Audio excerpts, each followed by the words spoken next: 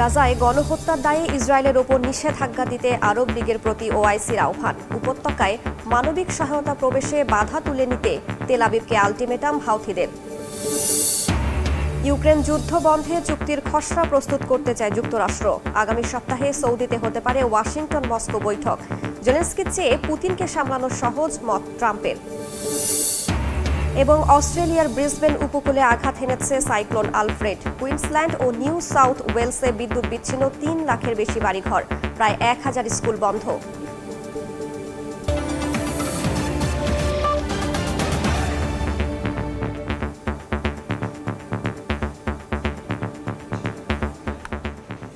আন্তর্জাতিক সময়ের সঙ্গে আছি আমি রাইসা জান্নাত। গাজায় গণহত্যা ও যুদ্ধাপরাধের দায়ে ইসরায়েলের ওপর নিষেধাজ্ঞা দিতে আরব লীগের প্রতি আহ্বান জানিয়েছে ওআইসি। সৌদি আরবে আয়োজিত সম্মেলনে মার্কিন প্রেসিডেন্টের গাজা অধিগ্রহণ পরিকল্পনারও নিন্দা জানিয়েছে মুসলিম দেশগুলোর সংগঠনটি। এদিকে অবরুদ্ধ উপত্যকায় মানবিক সহায়তা প্রবেশে নিষেধাজ্ঞা তুলে নিতে ইসরায়েলকে ৪ দিনের আলটিমেটাম দিয়েছে হাউথি বিদ্রোহীরা। চলমান উত্তেজনার মধ্যেই ট্রাম্পের গাজা অধিগ্রহণ পরিকল্পনার নিন্দা জানিয়েছে ওআইসি। সৌদি আরবে আয়োজিত সম্মেলনে গাজা পুনর্গঠনে আরব লীগের উদ্যোগকে সমর্থন জানায় মুসলিম দেশগুলোর সংগঠনটি। গণহত্যা ও যুদ্ধ অপরাধের দায়ে তেল আবিবের ওপর নিষেধাজ্ঞা আরোপ, গাজায় যুদ্ধবিরতি ও পশ্চিম তীর থেকে ইসরায়েলি সেনাদের প্রত্যাহারের দাবি জানানো হয়। এদিকে অবরুদ্ধ উপত্যকায় মানবিক সহায়তা প্রবেশে নিষেধাজ্ঞা তুলে নিতে ইসরায়েলকে ৪ দিনের আলটিমেটাম দিয়েছে হাউথি বিদ্রোহীরা। তা না হলে নৌপথে পুনরায় হামলা চালানোর হুঁশিয়ারি দেয় গোষ্ঠীটি। ইসরায়েলকে দেয়া এই আলটিমেটামের পর হাউথিদের সমর্থনে ইয়েমেনের রাজধানী সানায় র্যালি করেন বাসিন্দারা। মৌসুমীর সাথী, সময় সংবাদ। রাশিয়া ইউক্রেন যুদ্ধ বন্ধে একটি শান্তি চুক্তির খসড়া প্রস্তুতে কাজ শুরু করতে চায় ওয়াশিংটন। আগামী সপ্তাহে এ বিষয়ে আলোচনা করতে সৌদি আরবে বৈঠকে বসতে পারে ওয়াশিংটন মস্কো। শুক্রবার এক বিবৃতিতে বিষয়টি নিশ্চিত করেন ট্রাম্পের জাতীয় নিরাপত্তা বিষয়ক উপদেষ্টা মাইক ওয়ালস। এদিকে যুদ্ধ বন্ধে ইউক্রেনের তুলনায় রাশিয়ার সঙ্গে আলোচনায় বেশি ফলপ্রসূ হবে বলে মত ট্রাম্পের। ডোনেটস্ক অঞ্চলে হামলা চালায় রুশ সেনারা। এতে বেশ কয়েকজন হতাহতের খবর পাওয়া গেছে। ক্ষতিগ্রস্ত হয়েছে বেশ কয়েকটি ভবন ও সরকারি দফতর। এমন পরিস্থিতি নিরসনে একটি শান্তি চুক্তির খসড়া প্রস্তুতে কাজ করতে চায় ওয়াশিংটন। সম্ভাব্য সেই খসড়া নিয়ে আলোচনার জন্য বৈঠকে বসতে যাচ্ছেন যুক্তরাষ্ট্র ও ইউক্রেনের সরকারি প্রতিনিধিরা। শুক্রবার এক বিবৃতিতে ডোনাল্ড ট্রাম্পের জাতীয় নিরাপত্তা বিষয়ক উপদেষ্টা মাইক ওয়ালস জানান, আগামী সপ্তাহে বৈঠকটি অনুষ্ঠিত হতে পারে সৌদি আরবে। বলেন, ওয়াশিংটন এখন একটি শাটল কূটনীতিতে প্রবেশ করতে যাচ্ছে, অর্থাৎ ইউক্রেন ও রাশিয়ার বক্তব্য শুনে উভয় পক্ষের সঙ্গে আলোচনার ভিত্তিতে চুক্তির নথি প্রস্তুত করা হবে। শান্তি চুক্তির আলোচনার মধ্যেই রাশিয়ার ব্যাংকিং খাতে নিষেধাজ্ঞা আরোপের হুঁশিয়ারি দিলেন ট্রাম্প। যদিও এর ব্যাখ্যায় ট্রাম্প বলেছেন, ইউক্রেনের সঙ্গে শান্তি চুক্তি করার জন্যই রাশিয়ার ওপর এমন চাপ প্রয়োগের পরিকল্পনা তার। পাশাপাশি এটি উল্লেখ করেন, যুদ্ধ বন্ধ করতে হলে ইউক্রেনের তুলনায় রাশিয়ার সঙ্গে আলোচনাকেই বেশি ফলপ্রসূ হিসেবে দেখছেন তিনি। আমি যদি আগে প্রেসিডেন্ট হতাম তবে এ যুদ্ধ কখনোই সংঘটিত হতো না, কিন্তু তা হয়েছে।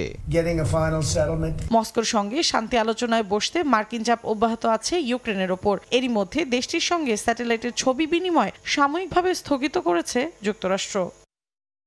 মৌসুমীর সাথী, সময় সংবাদ।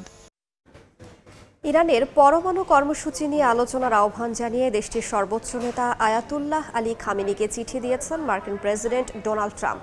শুক্রবার ফক্স বিজনেস নেটওয়ার্কে প্রচারিত এক সাক্ষাৎকারে ট্রাম্প জানান, তিনি ইরানের নেতাদের উদ্দেশ্যে চিঠিটি পাঠিয়েছেন। তবে ট্রাম্পের এই দাবি অস্বীকার করেছে জাতিসংঘে ইরানের স্থায়ী মিশন।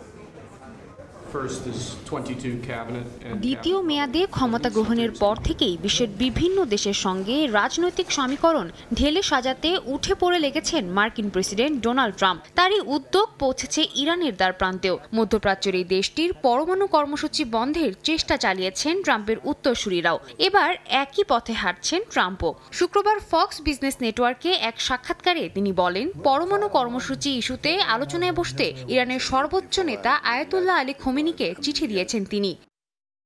একই সঙ্গে হুঁশিয়ারি দিয়ে বলেছেন, আলোচনায় বসতে অস্বীকৃতি জানালে বিষয়টিতে সরাসরি হস্তক্ষেপ করতে বাধ্য হবে যুক্তরাষ্ট্র। এই অবস্থায় তেহরানের কল্যাণে সমঝোতায় যুক্তিসঙ্গত হবে বলে উল্লেখ করেন তিনি। যদিও ট্রাম্পের এই দাবি অস্বীকার করেছে জাতিসংঘে ইরানের স্থায়ী মিশন। তারা জানায় এমন কোনো চিঠির বিষয়ে অবগত নন তারা। এর আগে ফেব্রুয়ারি মাসে আয়াতুল্লাহ আলী খোমেনি বলেন, ইতিহাস সাক্ষী যে যুক্তরাষ্ট্রের সঙ্গে আলোচনার টেবিলে বসলে তা ইরানের জন্য কোনো সুফল বয়ে আনবে না। এদিকে চলতি মাসেই তেহরানের পরমাণু কর্মসূচি বিষয়ে আলোচনায় মধ্যস্থতায় ওয়াশিংটনকে সহযোগিতা করতে রাজি হয় মস্কো। তাদের দাবি, যেভাবেই হোক ইরানকে পারমাণবিক অস্ত্র তৈরি থেকে বিরত রাখতে হবে। অবশ্য ইরান বরাবরই দাবি করে আসছে যে কোনো ধরনের পারমাণবিক অস্ত্র তৈরি করছে না তারা। সাদিয়া তাসনিম, সময় সংবাদ। মালাক্কা প্রণালী সহ বিভিন্ন সাগরে চলাচলকারী ইরানের তেলবাহী জাহাজে তল্লাশির পরিকল্পনা করছে যুক্তরাষ্ট্র। বার্তা সংস্থা রয়টার্সের বরাত দিয়ে বিভিন্ন গণমাধ্যম জানায়, গণবিধ্বংসী অস্ত্রের বিস্তার রোধের লক্ষ্যে একটি আন্তর্জাতিক চুক্তির আওতায় এ পদক্ষেপ নেওয়ার কথা ভাবছে মার্কিন প্রশাসন। দ্বিতীয় মেয়াদে দায়িত্ব নেওয়ার পর থেকেই ইরানের বিরুদ্ধে সর্বোচ্চ চাপ নীতি পুনরায় চালু করেছেন ট্রাম্প। বিশ্লেষকরা বলছেন, বিশ্ব অর্থনীতি থেকে ইরানকে বিচ্ছিন্ন করতে এমন কৌশল যুক্তরাষ্ট্রের।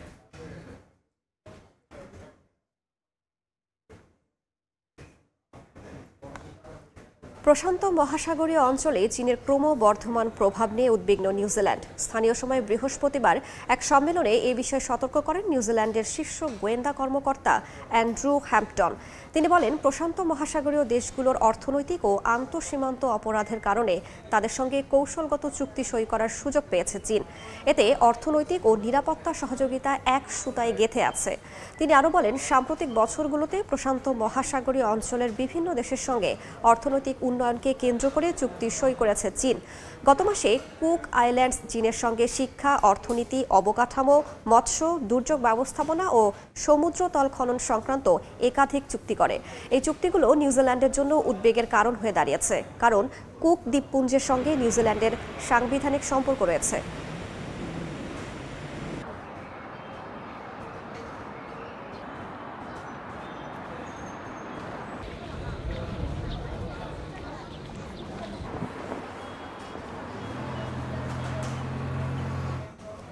এবার ইউরোপে মার্কিন দূতাবাস বন্ধের পাশাপাশি বিশ্বব্যাপী কর্মী সংখ্যা কমানোর পরিকল্পনা করছে যুক্তরাষ্ট্র। আগামী কয়েক মাসের মধ্যেই এই সিদ্ধান্ত বাস্তবায়নে পদক্ষেপ নেওয়া হবে। বৃহস্পতিবার মার্কিন পররাষ্ট্র মন্ত্রণালয়ের একাধিক কর্মকর্তার বরাত দিয়ে এ তথ্য জানায় ব্রিটিশ সংবাদ মাধ্যম দ্য গার্ডিয়ান।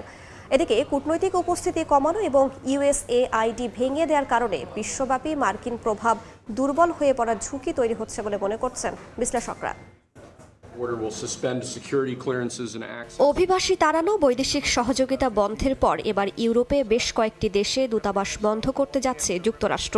আগামী কয়েক মাসের মধ্যেই এই সিদ্ধান্ত বাস্তবায়নে পদক্ষেপ নেওয়া হবে বলে মার্কিন পররাষ্ট্র মন্ত্রণালয়ের একাধিক কর্মকর্তার বরাতে জানিয়েছে ব্রিটিশ সংবাদ মাধ্যম দ্য গার্ডিয়ান।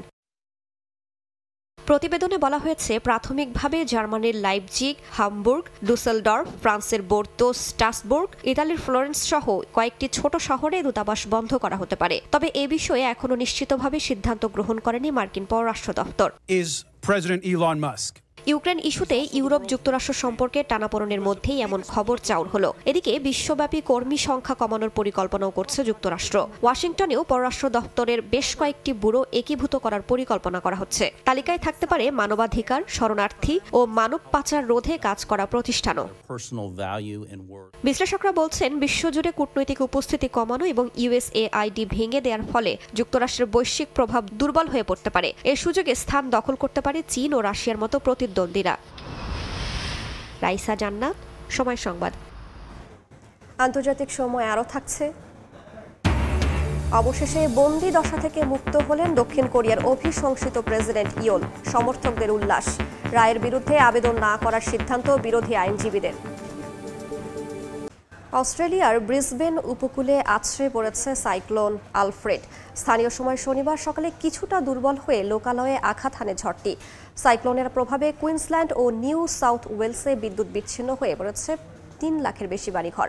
অস্ট্রেলিয়া থেকে বিস্তারিত এসএম আমিনুল রুবেলের রিপোর্টে।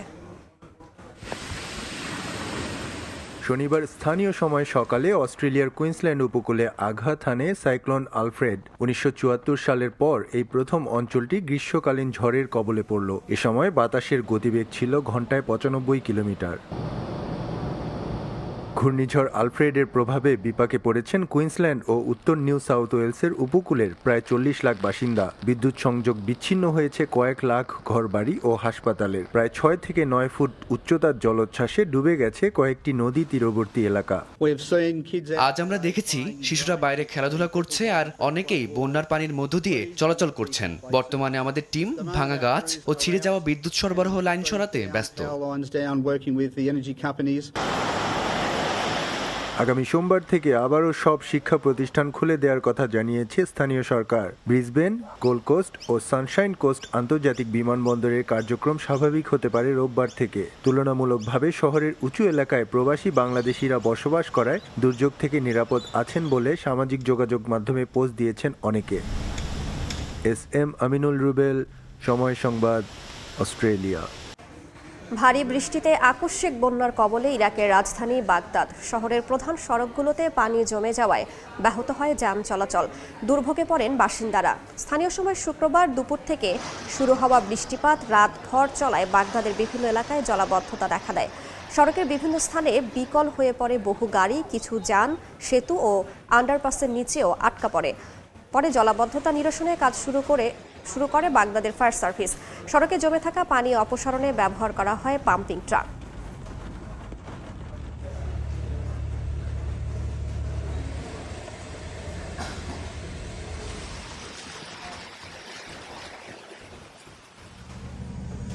অবশেষে বন্দি দশা থেকে মুক্ত হলেন দক্ষিণ কোরিয়ার অভিশংসিত প্রেসিডেন্ট ইউন সুক ইউল।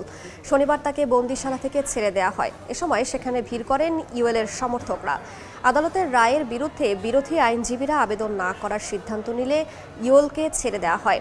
এর আগে শুক্রবার তার গ্রেফতারি পরোয়ানা বাতিল করেন সিউলের আদালত। রায় অনুযায়ী তিনি আটক না থেকেই বিদ্রোহের অভিযোগে বিচারের সম্মুখীন হতে পারবেন। দেশটিতে সামরিক আইন জারির চেষ্টার অভিযোগে 15 জানুয়ারি থেকে আটক ছিলেন ইউল।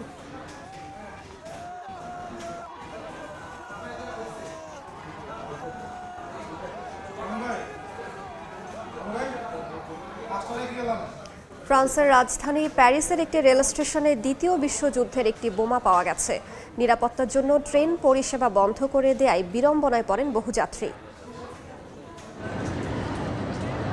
ফ্রান্সের রাজধানী প্যারিসের ব্যস্ততম গ্যারি ডু নর্ড ট্রেন স্টেশনে স্থানীয় সময় শুক্রবার একটি বোমার সন্ধান পাওয়া যায়। বার্তা সংস্থা AFPর বরাতে জানা যায়, বোমাটি ছিল দ্বিতীয় বিশ্বযুদ্ধের অবিস্ফোরিত একটি বোমা। ট্রেন স্টেশনের কাছাকাছি সেইন্ট ডেনিস এলাকায় বোমাটির অবস্থান। এ খবরে আতঙ্ক ছড়িয়ে পড়ে এলাকা জুড়ে। যাত্রীদের নিরাপত্তার কথা মাথায় রেখে ট্রেন চলাচল বন্ধ রাখার সিদ্ধান্ত নেয় ট্রেন পরিষেবা কর্তৃপক্ষ। এতে বিড়ম্বনার সম্মুখীন হন অনেক যাত্রী। যাত্রীদের ভ্রমণ নির্ধারণের আহ্বান জানিয়েছেন পরিবহন মন্ত্রী। আমরা স্টেশনে পৌঁছানোর পর দেখলাম যে সবকিছু বন্ধ রয়েছে। শুনেছি এখানে একটি বোমা পাওয়া গেছে। এখন আমরা ভাবছি আর একটা থাকবো নাকি পরের দিনের কোনো ট্রেন ধরার চেষ্টা করব। ট্রেন চলাচল বন্ধ হয়ে যাওয়ায় হতাশ হয়ে পড়েন স্টেশনের অপেক্ষমান লন্ডন, ব্রাসেলস ও আমস্টারডামের যাত্রীরা। অর্জিতা শেহজিন, সময় সংবাদ। সরকারের অন্যায় এবং তার বিচারের দাবিতে বিশ্বের বিভিন্ন দেশে বিক্ষোভ হয়েছে। শুক্রবার সার্বিয়া, স্লোভাকিয়া, গ্রিস এবং দক্ষিণ কোরিয়ার বিভিন্ন দাবিতে বাসিন্দারা আন্দোলনে নামেন। এ সময় ন্যায় বিচারের দাবি জানান তারা। হাতে মশাল আর কণ্ঠে স্লোগান, এই ছিল শুক্রবার স্লোভাকিয়ায় সন্ধ্যার দৃশ্য। দেশটির প্রধানমন্ত্রী রবার্ট ফিকোর সাম্প্রতিক মস্কো সফর এবং রুশপন্থী নীতির কারণে দেশ জুড়ে ব্যাপক বিক্ষোভ শুরু হয়েছে। ক্ষমতায় ফিরে ফিকো ইউক্রেনের সামরিক সহায়তা বন্ধ করেছেন। রাশিয়ার বিরুদ্ধে ইউরোপীয় ইউনিয়নের নিষেধাজ্ঞার সমালোচনার পাশাপাশি ইউক্রেনের ন্যাটো সদস্য পদে বাধা দেওয়ার প্রতিশ্রুতিও দিয়েছেন। এতে তার বিরুদ্ধে ক্ষোভ বাড়ছে জনগণের মধ্যে। এ অবস্থায় ফিকোর পদত্যাগের দাবিতে দেশটির পার্লামেন্টের সামনে বিক্ষোভ করেন বাসিন্দারা। দক্ষিণ কোরিয়ার পোচিয়ন শহরের সামরিক মহড়ায় দুটি ফাইটার জেট থেকে ভুলবশত বোমা নিক্ষেপে বেসামরিক নাগরিকের প্রাণহানির ঘটনায় বিক্ষোভ শুরু হয়েছে দেশ জুড়ে। পোচিয়ন শহরে দুর্ঘটনার পর স্থানীয় বাসিন্দারা মহড়া বন্ধ এবং নিরাপত্তা নিশ্চিতের দাবিতে বিক্ষোভ করেন। সাময়িকভাবে মহড়া স্থগিত করা হলেও দক্ষিণ কোরিয়া এবং যুক্তরাষ্ট্রের যৌথ মহড়া নির্ধারিত সময়ে শুরু হবে বলে জানিয়েছে দেশটির প্রশাসন। গ্রিসের এথেন্সে 2 বছর আগে ঘটে যাওয়া ট্রেন দুর্ঘটনার দ্রুত বিচার প্রক্রিয়ার দাবিতে বিক্ষোভ করেছেন শিক্ষার্থীরা। 57 জন নিহতের ঘটনায় বিচার প্রক্রিয়ার ধীর গতিতে তারা সরকারের বিরুদ্ধে অনাস্থা ভোটের প্রস্তাব দিয়েছে। সরকারের 156 আসনের মধ্যে অনাস্থা প্রস্তাব পাশ হওয়ার সম্ভাবনা কম হলেও বিক্ষোভকারীরা ন্যায় বিচারের দাবিতে আন্দোলন চালিয়ে যাচ্ছেন। সার্বিয়াতেও চলছে আন্দোলন। ট্রেন স্টেশনের ছাদ ধসে 15 জন নিহতের ঘটনায় বিক্ষোভকারীরা প্রেসিডেন্ট আলেকসান্দার ভুচিচের পদত্যাগ এবং দুর্নীতির বিরুদ্ধে কঠোর ব্যবস্থা গ্রহণের দাবি করেছেন। সরকার দুর্নীতির বিরুদ্ধে অভিযান শুরু করেছে এবং প্রধানমন্ত্রীর পদত্যাগ সহ 13 জনকে অভিযুক্ত করেছে। সাদিয়া তাসনিম, সময় সংবাদ। ইসরায়েলি বাধা উপেক্ষা করে পবিত্র আল আকসা মসজিদে রমজান মাসের প্রথম জুমার নামাজ আদায় করেছেন ফিলিস্তিনিরা। শুক্রবার নামাজ আদায় করেন প্রায় 90,000 মুসল্লি। কঠোর বিধিনিষেধের দোহাই দিয়ে আরও অনেককে প্রবেশ করতে দেয়নি ইসরায়েলি সেনারা। ইসরায়েলি দখলদারদের জুলুম নিপীড়ন যে ধর্মপ্রাণ ফিলিস্তিনিদের কখনোই রুখতে পারেনি তা আবারও একবার চোখে আঙ্গুল দিয়ে দেখিয়ে দিল তারা। শত বাধা উপেক্ষা করে রমজানের প্রথম জুমার নামাজ আদায়ে পবিত্র আল আকসা মসজিদে ঢল নামে মুসল্লিদের। এদিন একসঙ্গে নামাজ আদায় করেন প্রায় 90,000 মুসল্লি। তবে বরাবরের মতো এবারও জুমার নামাজ ঘিরে কড়া বিধিনিষেধ দেয় ইসরায়েল। প্রায় 3000 নিরাপত্তা বাহিনীর সদস্য গোটা এলাকা টহল দেয়। নির্দিষ্ট বয়সসীমার মুসল্লিদেরই মসজিদের প্রবেশাধিকার দেয়া হয়। 55 বছরের বেশি পুরুষ এবং 50 বছরের বেশি নারী সহ 12 বছরের কম বয়সী শিশুদেরই কেবল এদিন নামাজ আদায়ের অনুমতি দেয়া হয়েছিল। কয়েক স্তরের নিরাপত্তা বেষ্টনী পেরিয়ে মুসল্লিরা মসজিদে প্রবেশের সুযোগ পান। যদিও প্রবেশ মুখে তাদের কঠোর তল্লাশি ও দীর্ঘ অপেক্ষার মধ্য দিয়ে যেতে হয়। অনেককেই মসজিদে ঢুকতে দেয়নি নিরাপত্তা বাহিনী। ফিরেও যেতে বাধ্য হয়েছেন কেউ কেউ। মক্কা এবং মদিনার পরে ইসলামের তৃতীয় পবিত্রতম স্থান জেরুজালেমের পবিত্র আল আকসা মসজিদ। ইয়াসিন মোহাম্মদ জিসান, সময় সংবাদ। রমজানের প্রথম জুমায় ইতালির মসজিদগুলোতে ছিল মুসল্লিদের ঢল। এবছর দেশটির আবহাওয়া অনুকূলে হওয়ায় স্বস্তিতে রোজা পালন করতে পারছেন মুসল্লিরা। এতে স্থানীয় মুসলিমদের পাশাপাশি প্রবাসী বাংলাদেশিরাও স্বস্তি জানান। ইতালি থেকে মাকসুদ রহমানের তথ্যচিত্রের রিপোর্ট। ঐতিহাসিকভাবে ইতালি ক্যাথলিক খ্রিস্ট ধর্মাবলম্বীদের তীর্থভূমি হলেও বর্তমানে দেশটিতে প্রায় 23 লক্ষাধিক মুসলিম বসবাস করেন, যাদের মধ্যে প্রায় 2.5 লাখেরও বেশি প্রবাসী বাংলাদেশি। রমজানের প্রথম জুমার দিন মসজিদে মসজিদে ছিল মুসল্লির ভিড়। অনেক মসজিদে অনুষ্ঠিত হয়েছে একাধিক জুমার জামাত। ইতালিতে শীতের প্রকোপ কমেছে এবং বাতাসে বসন্তের আবহাওয়া বিরাজ করছে। তাই এবছরের রোজা স্বস্তিদায়ক হবে বলে মনে করেন মুসলমানরা। কর্মস্থল থেকে কয়েক ঘন্টা ছুটি নিয়ে অনেকে পড়তে আসেন নামাজ। আজ রমজানের প্রথম জুমা আমরা খুব সুন্দর পরিবেশে ভেনিসের সেন্ট্রাল জামে মসজিদে জুমার নামাজ আদায় করলাম। এবছর রমজান খুব চমৎকার পরিবেশে আমরা শুরু করতে পেরেছি। এবছর রোজাগুলো তেমন কোনো শীতও নেই, গরমও নেই। আগামী দিনগুলি যেন সমস্ত ধর্মপ্রাণ মুসলমান আমরা সুন্দরভাবে মাহে রমজান আদায় করতে পারি, তারাবি আদায় করতে পারি, এই প্রার্থনা প্রভুর কাছে আমরা করছি। আল্লাহ যেন আমাদের সবার নামাজগুলি কবুল করে নেয়। অনুকূল আবহাওয়া ও সুন্দর পরিবেশ এবছর ইতালি প্রবাসীদের পবিত্র রমজান পালনে আরও বেশি আগ্রহী করে তুলছে। এবছর প্রবাসী মুসলমানরা অত্যন্ত খুশি যে প্রথম ও দ্বিতীয় রমজান ছিল শনি ও রোববার ছুটির দিন। সময় সংবাদ, ইতালি। এই ছিল আন্তর্জাতিক সময়ে।